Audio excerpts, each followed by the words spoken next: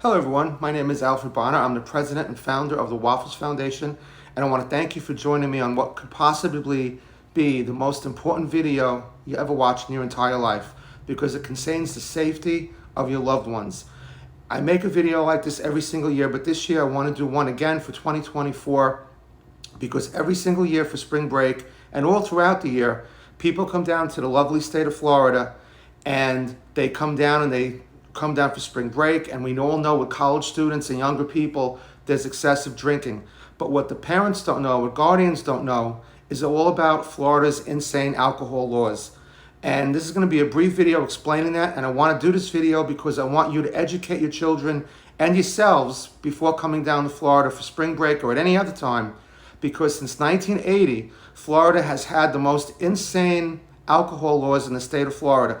Nobody knows this better than me. Over my shoulder is my son Matt, Waffles Bahna, who died in 2019 because he was overserved. Now, because of a non-disclosure and a settlement out of court, I can't mention more about the case, but I was able to be successful with it after 3 long years. It's all public record. If you folks are interested in looking that up, you can. But once again, my name is Bahna, and I run a 501c3 called the Waffles Foundation. My son Matt got that name in Celebration High School in Florida in the Disney town for his guitar playing and because he just loved to eat waffles. So what I want to tell you about this law, folks, and nobody really realizes that this is in place. Even native Floridians do not know about this law. It's called the Dram Shop Law, and Florida put it in place in 1980. And you say to yourself, why would Florida put such a law in place where, well, essentially, what is the law? I'm going to tell you what it states, that you cannot, bartenders, people who have parties cannot be held liable for over-serving. The only way someone can be held liable in the state of Florida for over-serving is if the person being served is under 21 years old.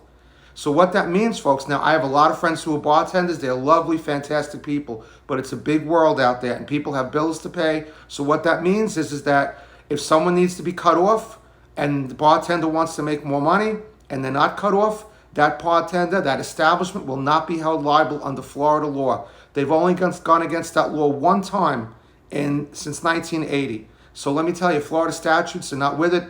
It was a devil of a time for me to find an attorney. Thankfully, I finally found one that was good and honest, and we fought the good fight. But what is it I'm doing this video for? Because I want you folks out there to avoid the pain and hardship that my wife and I deal with every single day of missing our lovely son Matthew, who was such a gifted and talented musician. Now, there was a few things going on with Matt that we didn't know about. He was excessively drinking, but that's part of another video. The main part of this video is that for you folks to know that this law exists. It's called the Dram Shop Law. I'll put it up over here in this next segment. Let me just put this off for a second. Okay, so here's the Dram Shop Law, and you can see what it reads here.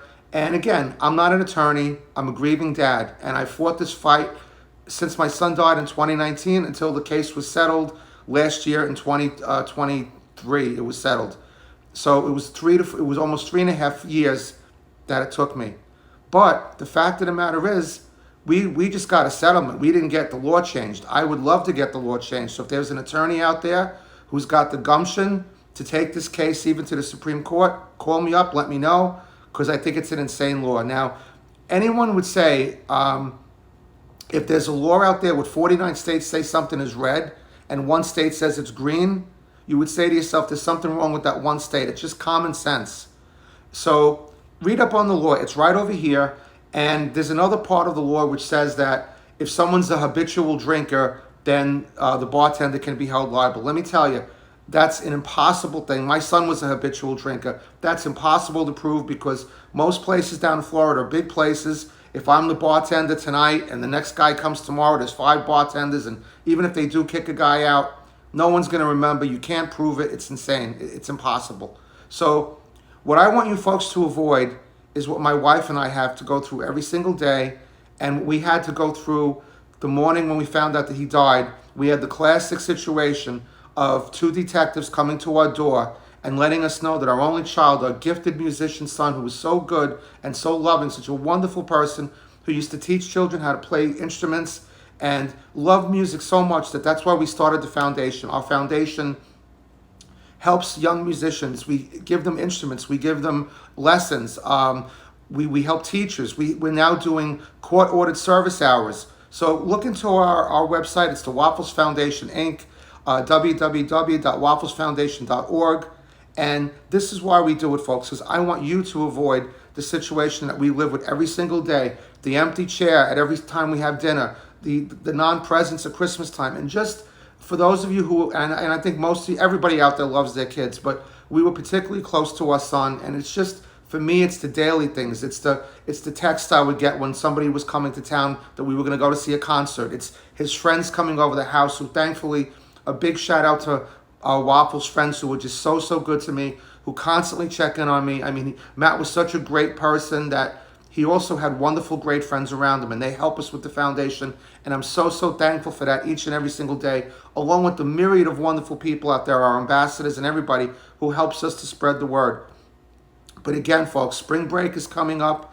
I want you to be careful. Educate your kids. Don't assume that a bartender is going to cut your kid off. Don't let them go in there and drink by themselves. The laws in Florida, it's ridiculous. And you don't want to be that person to say, well, I should have, I could have, I might have. You don't want to be that person. So just have that talk with your child, with your loved one, with anybody who's going down to Florida at any time. And you say, oh, just to add one more thing in, why did Florida, you might say, why did Florida put such an insane law in practice? Why would they not care about people coming to visit the state? It's all about money, folks. Florida doesn't have oil wells. They don't have cotton fields. What is their natural resource? Tourists. Tourists and money and drinking and big companies. And this is what drives all of these situations. Now, couple the drinking law with Florida's very loose gun laws. That I'm all about the Second Amendment. I have, I'm a weapon holder, no problem. But assault rifles and things like that. So you're talking about over-serving in a state which has very loose gun laws. It's crazy. And you could look up the stats yourself about the number of drunken drivers and a number of situations that happen in Florida. You're going to see, well, this person was drank and drove. But you know what? Why did that person drink and drive? Because they were overserved. And this isn't every case, but very many of them. That person was overserved. The keys weren't taken away. They were able to get into their vehicle and go out. And of course, once that person does something to somebody else, yeah, you could sue that person for, what they did. But the original source of the problem, which is the bar, the bartender, the people conducting the party, the people who let that person walk out the door in the first place, they cannot be held accountable. So trust me, if you want to look up the law, you can. This is not about proving myself or proving anything like that. This is about saving your loved ones, and this is what our foundation is all about, the Waffles Foundation. It's all about suicide prevention. It's all about helping young musicians. It's all about helping anybody we can, because it's a terrible feeling to not have your child or your loved one in the picture. No parent should have their child die before them. So on that note, I want to say thank you for watching. I hope I educated you on this. If you want to give me an email, my email is wafflesfoundation@gmail.com. And again, I have a Facebook page. The foundation has a Facebook page, the Waffles Foundation, Inc. I love you guys, and please stay safe out there. And I'll see you real soon on the next video. Take care of yourself, and watch out for your loved ones, folks. It's very important. You can never replace the most important asset, the most important loved one in your life, the most important thing in your life, person in your life, once they're gone. So take care of yourself, and I love you, folks, and I'll see you in the next video. Bye-bye now.